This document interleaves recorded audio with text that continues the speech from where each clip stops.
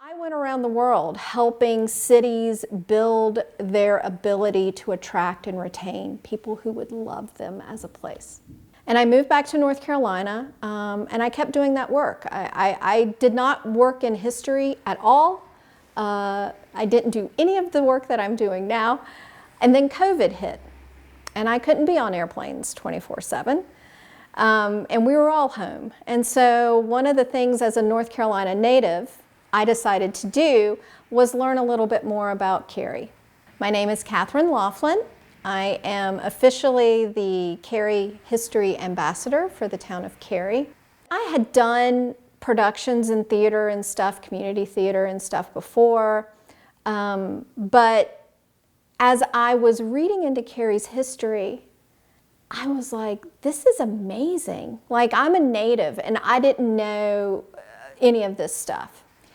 I decided to start, as things started opening back up, do little small walking tours and productions that would reenact what I thought were the most fascinating aspects of Cary. This path has been here since the 1860s. It was originally called Holloman Street. And then after Holloman Street, that didn't last very long because of the purpose of this road. The new name became the one everyone called it by, which is Cemetery Street. This is owned by the town. It became a Cary landmark in 2014. But Cary's accrual of this land happened over time. So the earliest grave we have, the oldest recorded burial is 1840. So we know that people started burying people here during that time. That person is a member of the Jones family, which was one of the founding families of Cary. Then I discovered we were the home of the first public high school in North Carolina. And I was like, how did that happen? And that we've preserved it. It's called the Cary Art Center today. That we were once the gourd capital of the world. How did that happen? And so it was these things that no one was talking about this town, that gave it such intrigue and interest and competitive advantage to other towns in the area, that I started talking about them more.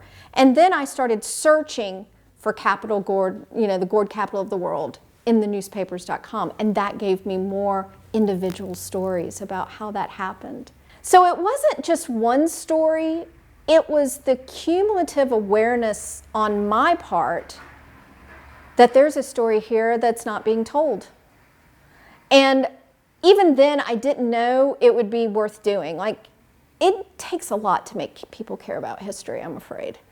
I call it hiding the broccoli. Like, you can't be like, okay, well, here's your history tour. People are just like, oh, this is my punishment for the week. So what I tried to do was use my production background to make it an engaging story and be one that people went, what? And that's my favorite part of a tour, is when, without telling a ghost story, without making stuff up, I can make people go, what? About Cary. And it was only then that I got the what that I knew I was onto something. So I think the key to this is to find creative ways to use history. And I think what we lack in the historical tourism field is a lot of creativity of the different ways we can use this product of local history. So I hope to change that. You can reach me through the City Doctor Productions. I'm Catherine Laughlin, in case you forgot.